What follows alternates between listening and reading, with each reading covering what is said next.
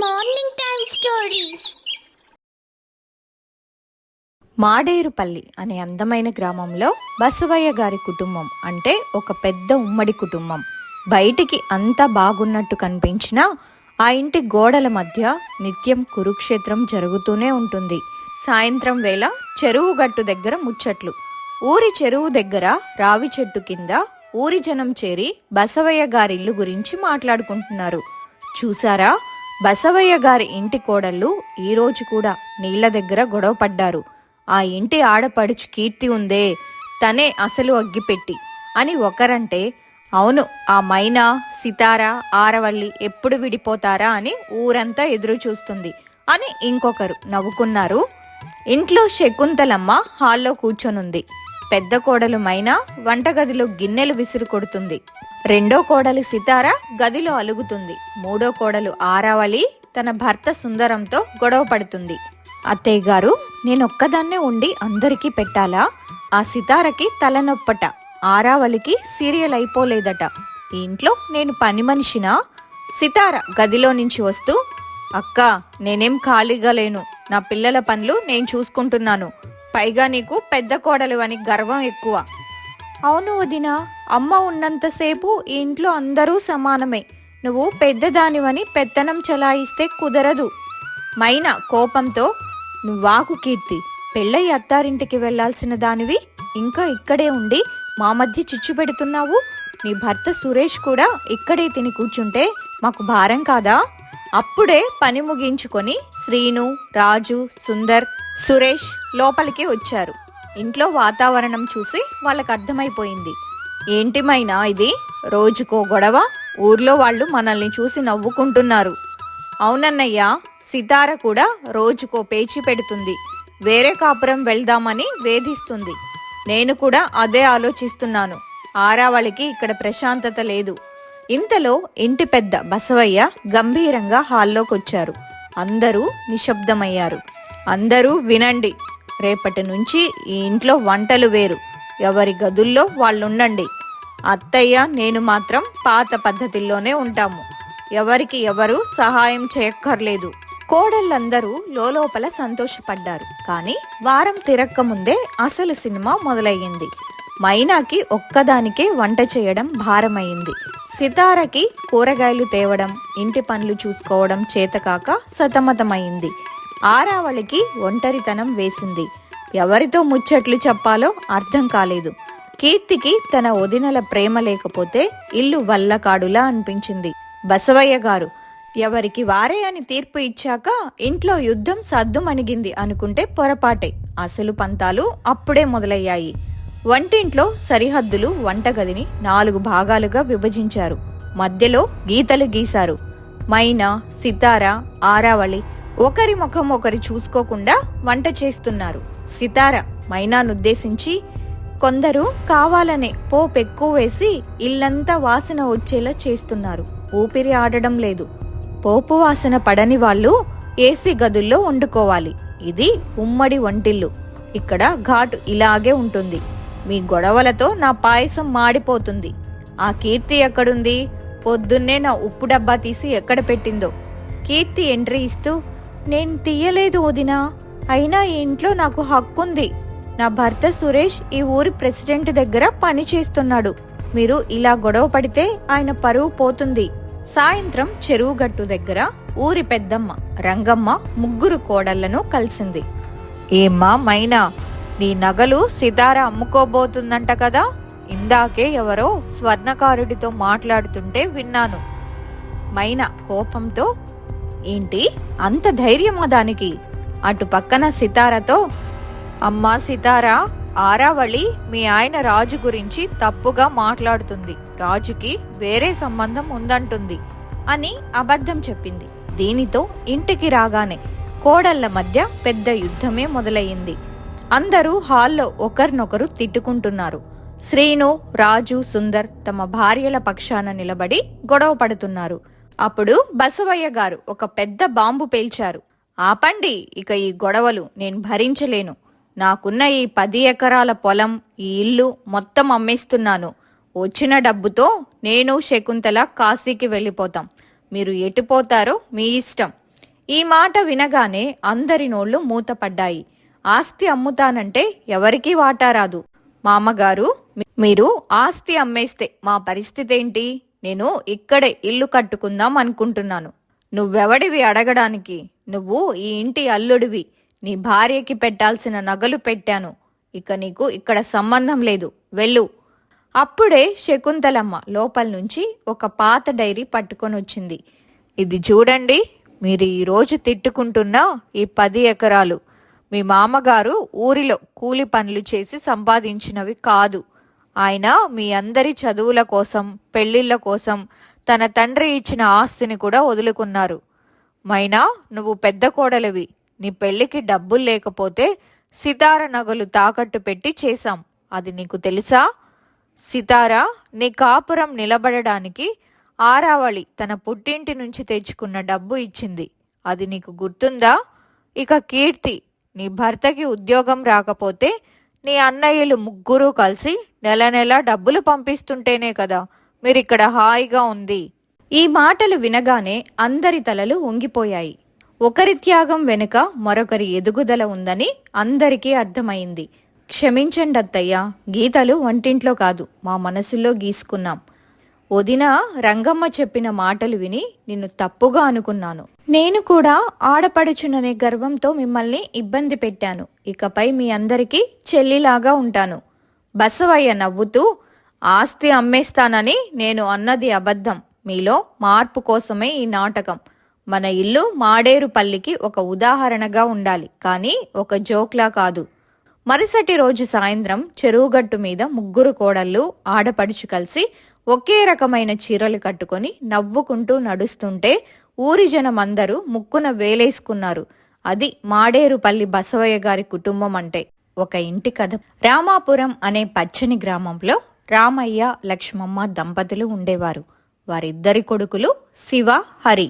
శివ భార్య మైనా, హరి భార్య సితార.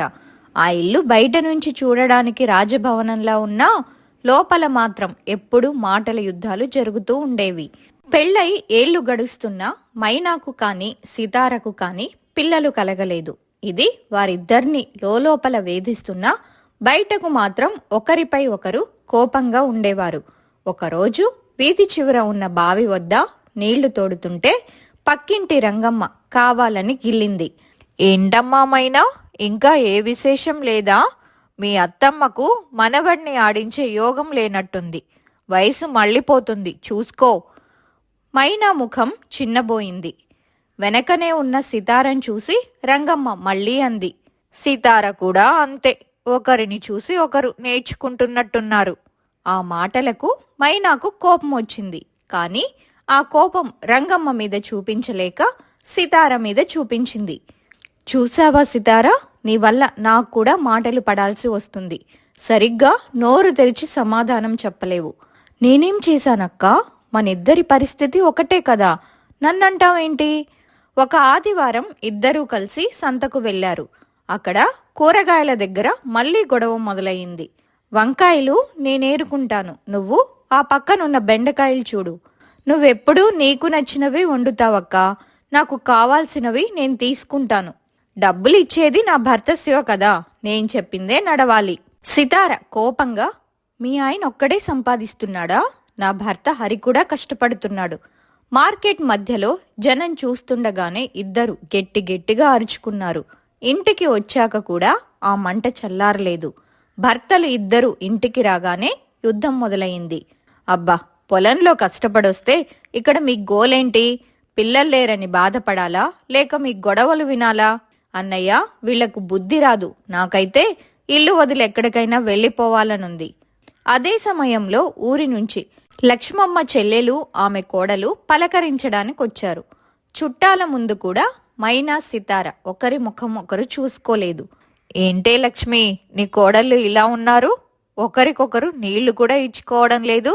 పైగా ఇద్దరికి ఇంకా సంతానం కూడా లేదు కదా. రేపు నీ ఆస్తిని ఎవరు అనుభవిస్తారు? ఇంటికి లక్ష్మి లాంటి పిల్లలు లేకపోతే ఇల్లు కలతగా ఉంటుంది.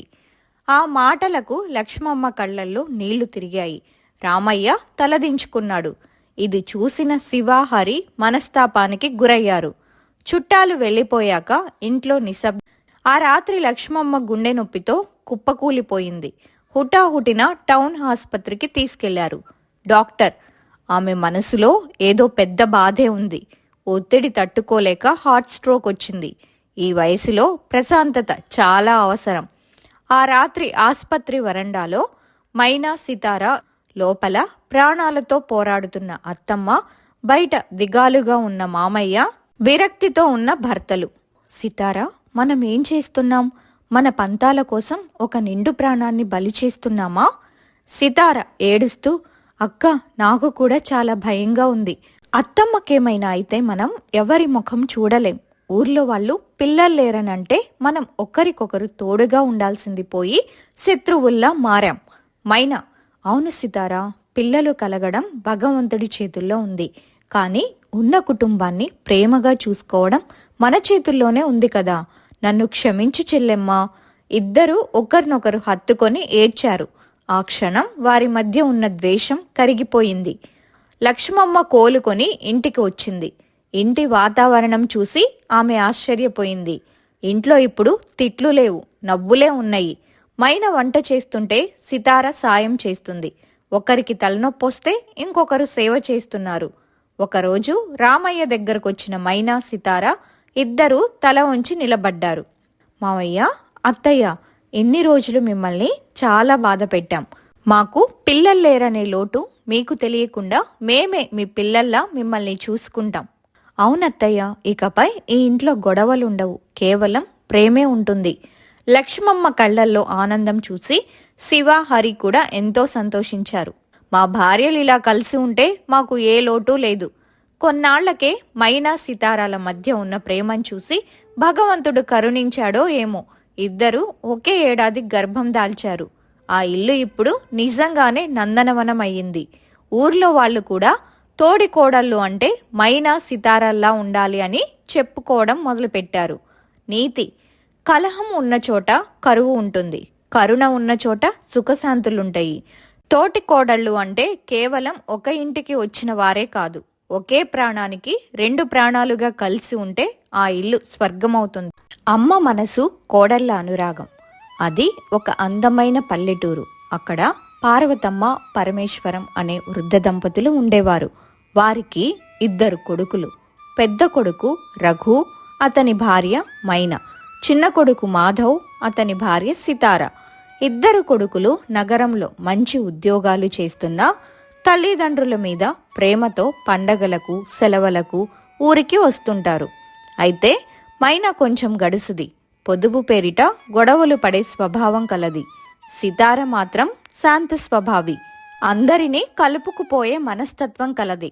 ఒకరోజు ఉదయం అందరూ ఇంట్లో ఉన్నప్పుడు వంటగదిలో మైనా మరియు సితారల మధ్య మాటల యుద్ధం మొదలయ్యింది. కారణం రేషన్ సామాగ్రి సర్దడం. సితారా, నేను మళ్ళీ మళ్ళీ చెప్తున్నాను, నీకు ఎంత కావాలో అంతే వాడుకో. ఇప్పుడు నా రేషన్ పార్ట్ నాకిచ్చేయి, దాన్ని ఎక్కువ ఇవ్వకు. మన ఇద్దరి వాటాలు వేరువేరుగా ఉంటేనే మంచిది. అదేంటక్కా, అందరం కలిసి ఒకే ఇంట్లో ఉన్నాం కదా. అత్తయ్య గారు, మావయ్య గారు మనతోనే ఉన్నారు. ఇలా విడగొట్టి వంట చేయడం బాగుంటుందా? బాగుండదు అని నువ్వంటావు, కానీ నా లెక్కలు నాకుండాలి. రేపు మా ఆయన సంపాదనంతా ఇలా ఉమ్మడి ఖర్చులకే అయిపోతే నా పిల్లల భవిష్యత్ ఏంటి? అందుకే మళ్ళీ అడుగుతున్నాను, ఆ పప్పులు, ఉప్పులు నా వంతు నాకిచ్చేయి. నా రేషన్ పార్ట్ ఎక్కువ ఇవ్వకు, తక్కువ ఇవ్వకు. నా వాటా నా దగ్గరుండాలి. ఈ మాటలు బయట కూర్చున్న అత్తమ్మ పార్వతమ్మ చెవున పడ్డాయి. ఆమె మనసు చివుక్కుమంది. ఉమ్మడి కుటుంబం అంటే ఆమెకు ప్రాణం. కానీ పెద్ద కోడలి ప్రవర్తన ఆమెను కలవరపెట్టింది. మధ్యాహ్నం భోజనానికి అందరూ కూర్చున్నారు. మైనా తన కోసం ప్రత్యేకంగా వండుకున్న కూరను వడ్డించుకుంది. ఏంటి మైనా, ఈరోజు పప్పుచారు ఒక్కటే ఉందా? అత్తమ్మ చేసిన ఆవకాయ లేదా? అవి సితార వాటలో ఉన్నాయి. నేను నా రేషన్తో ఈ పప్పు చేసుకున్నాను. ఎవరిది వారే తింటే గొడవలుండవు కదా రఘు. వదినగారు, ఇదంతా వినడానికి కొంచెం వింతగా ఉంది. అన్నయ్య నేను చిన్నప్పటి నుండి ఒకే కంచంలో తిని పెరిగాం. ఇప్పుడు ఈ రేషన్ గొడవలేంటి? వదిలేయ్ మాధవ్, అక్కయ్య గారికి తన పద్ధతి నచ్చింది. కానీ అక్క, ఒక్కటి గుర్తుపెట్టుకో, అన్నం పంచుకుంటేనే ఆత్మీయత పెరుగుతుంది. ఇలా గీతలు గీసుకుంటే మనుషులు దూరమవుతారు. సితారా, నీ నీతులు చాలు ఆపు. నేను మళ్ళీ మళ్ళీ చెప్తున్నాను, నాకు నా స్పేస్ కావాలి. నా వస్తువులు నా దగ్గర ఉండాలి. పిల్లలు ఆస్తి పంచుకోవచ్చు, కానీ ప్రేమని పంచుకోలేమైనా. నీకు రేషన్ ముఖ్యం అనిపిస్తే అలాగే కానివ్వు, కానీ రేపు నీకేదైనా అవసరమైతే సితార సహాయం కోరవద్దు. అలాగే సితార నీ దగ్గరికి రాదు, సరేనా? మైనా గర్వంగా సరే అని తలూపింది. రోజులు గడుస్తున్నాయి. ఇంట్లో మైనా తన గదిలోనే వంట చేసుకుంటుంది. సితార మాత్రం అత్తమామల సేవ చేస్తూ ఇంటిని చక్కబెడుతుంది.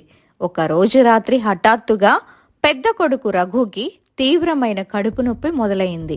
అప్పటికే వర్షం జోరుగా కురుస్తుంది. మైనా కంగారు పడిపోయింది. రఘు, ఏమైంది? డాక్టర్ని పిలవాలి, కానీ ఇంత వర్షంలో ఎవరొస్తారు అని ఏడవడం మొదలుపెట్టింది. సితార వెంటనే అత్తమ్మని లేపి మాధవ్ని పిలిచింది. మాధవ్ వెంటనే తన స్నేహితుడైన డాక్టర్కి ఫోన్ చేసి విషయం చెప్పాడు. సితార వంటగదిలోకి వెళ్లి వెంటనే అల్లం కషాయం కాచి రఘుకిచ్చింది. సితారా, నువ్వు నా రేషన్లోని అల్లం వాడావా? నేను మళ్ళీ అడుగుతున్నాను, వద్దన్నాను కదా? కంగారులో కూడా మైనా తన స్వభావాన్ని వదల్లేదు. అక్క, ఇప్పుడు రేషన్ ముఖ్యమా, అన్నయ్య ప్రాణం ముఖ్యమా?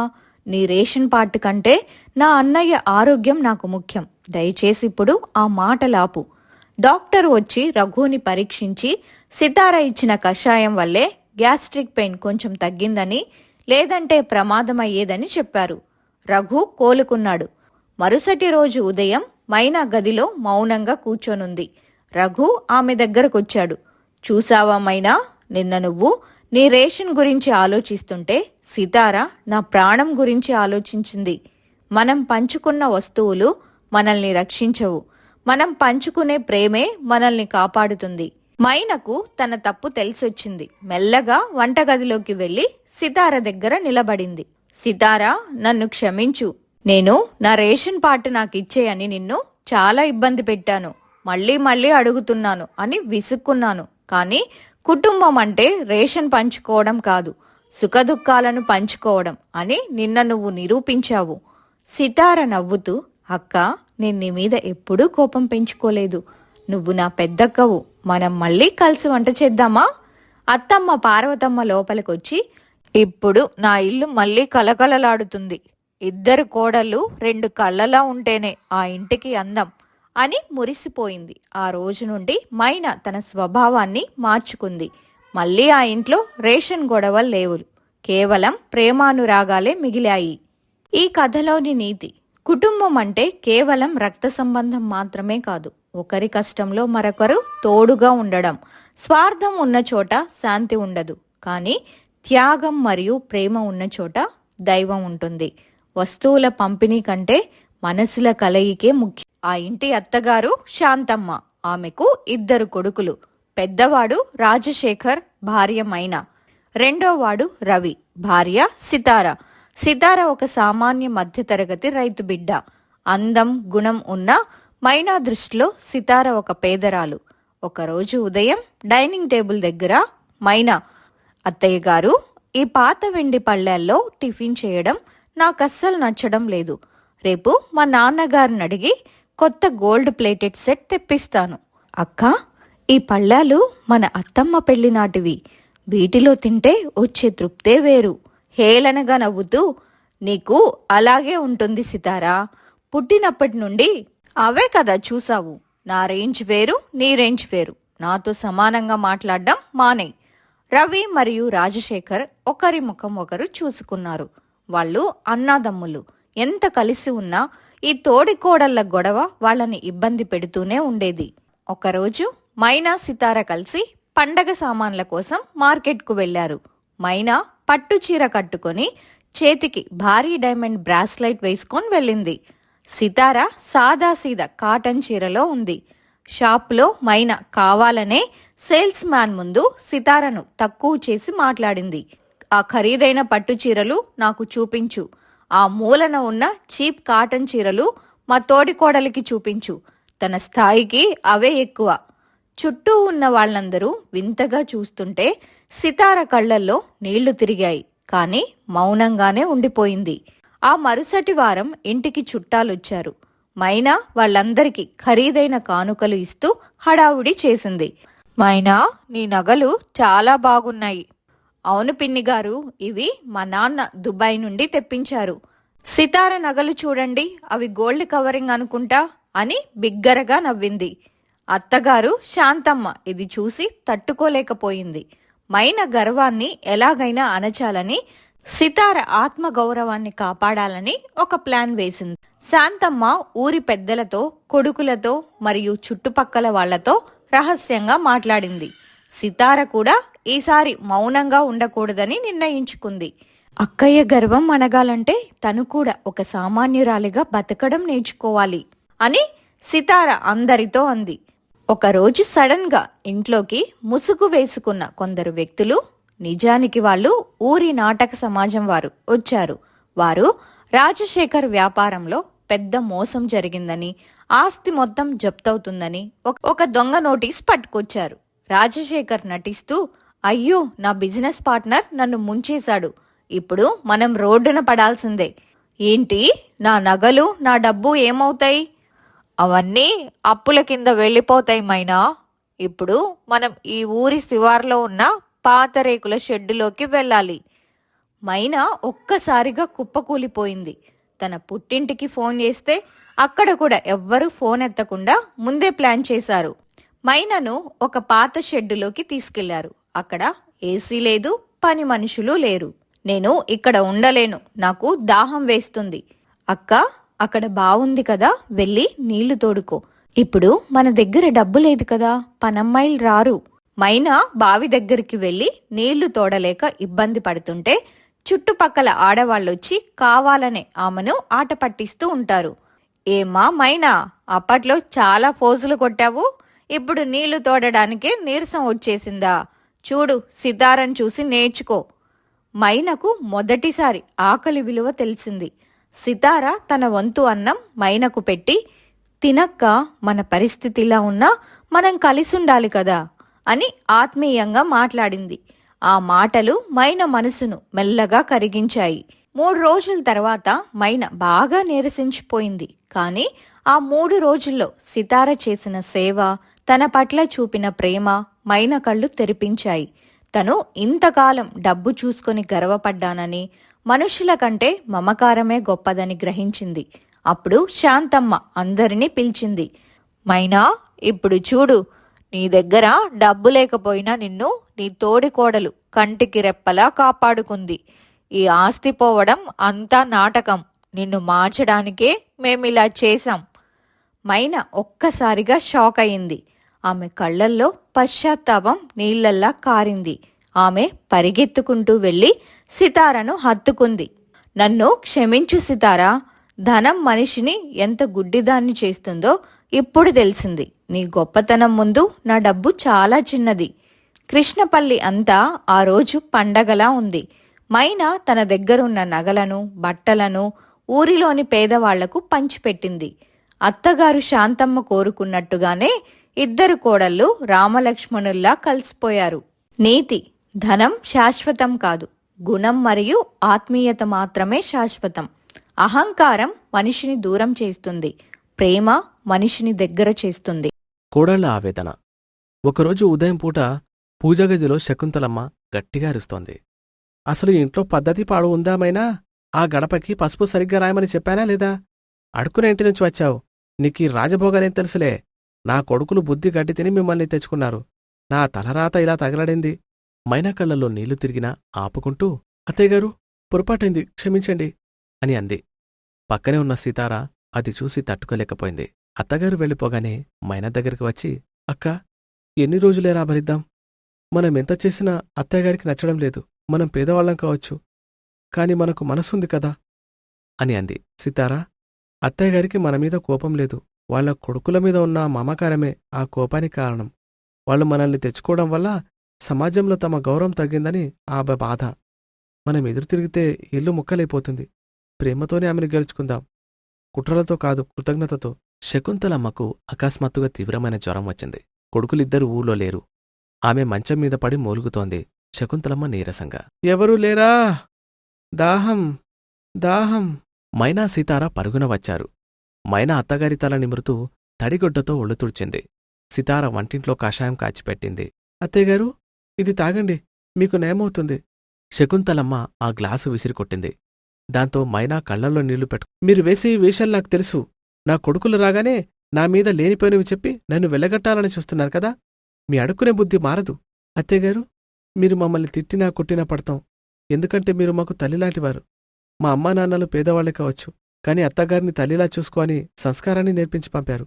మీరు మమ్మల్ని కోడలుగా చూడకపోయినా పర్లేదు, కాని ఈ అనారోగ్యంలో ఉన్నప్పుడు మమ్మల్ని సేవ చేయనివ్వండి. ఇది మీ కొడుకుల మీద ప్రేమతో కాదు, మీ మీద ఉన్న బాధ్యతతో చేస్తున్నాం. ఆ మాటలకు శకుంతలమ్మ మనసు కాస్త కదిలింది. కాని పైకి గంభీరంగానే ఉంది. మనసు మారిన వేళ కొన్ని రోజుల తర్వాత ఊరి జాతర వచ్చింది. శకుంతలమ్మ తన పాత పట్టు చీర కట్టుకుని గుడికి వెళ్లారనుకుంది. కాని ఆ చీర ఎక్కడో చిరిగిపోయింది. అది చూసి ఆమె బాధపడుతుంటే మైనా సీతార రాత్రంతా కూర్చుని ఆ చిరుగు కనిపించకుండా అందమైన కుందన్ వర్క్ చేసి కొత్త చీరలా మార్చేశారు. మరుసటి రోజు అది చూసిన శకుంతలమ్మ ఆశ్చర్యపోయింది. అదే సమయంలో ఊళ్ళో ఉండే ఒక పెత్తందారు భార్య వచ్చి, ఏమో శకుంతలమ్మా, నీ కోడళ్ళు పేదవాళ్ళని ఊరంతా చెప్పుకుంటున్నావు, కాని వాళ్ళ చేతుల్లో బంగారముందే, ఎంత చక్కగా చీరను తీర్చిదిద్దారో. నీ అదృష్టమమ్మా ఇలాంటి కోడలు దొరకడం అని ఆమె మెచ్చుకుంటుంది. ఆ సాయంత్రం ఇంట్లో దీపం పెడుతుండగా శకుంతలమ్మ ఇద్దరు కోడళ్లను పిలిచింది.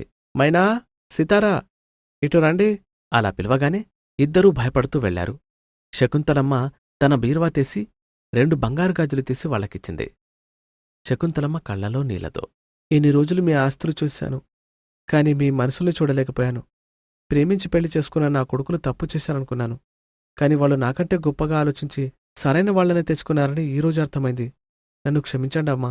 అత్తయ్యగారు, మీరు క్షమాపణ అడగడమేంటి? మీరు మా మీద చూపే చిన్న చూపు కంటే మీరిచ్చే చిన్న పిలుపు చాలు మాకు. అత్తయ్య, ఈ ఇల్లిప్పుడు నిజంగా ఒక దేవాలయం అయ్యింది. మీరు మమ్మల్ని అంగీకరించారు, అంతకంటే మాకింకేం కావాలి? అప్పుడే లోపలికి వచ్చిన శ్రీను, శంకర్ తమ తల్లి కోడళ్లను దగ్గర తీసుకోవడంతో చూసి ఆనందంతో మురిసిపోయారు. ఒరే శ్రీను, శంకర్, వీళ్ళు నా కోడలు కాదురా, నా ఇద్దరు కూతుళ్ళు. ఇంటికి వీళ్లే మహాలక్ష్మి.